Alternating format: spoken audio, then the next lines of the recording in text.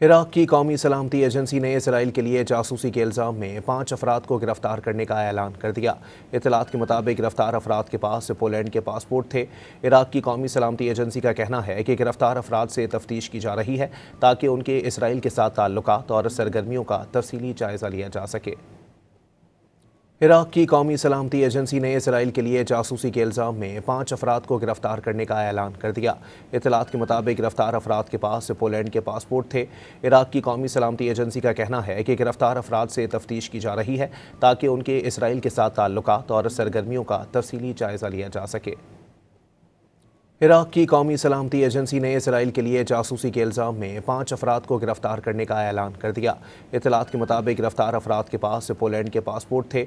Iraq की कौमी सलामती एजेंसी का कहना है कि गिरफ्तार अफराद से तफ्तीश की जा रही है ताकि उनके इसराइल के साथ ताल्लुकात और सरगर्मियों का तफसीली जायज़ा लिया जा सके।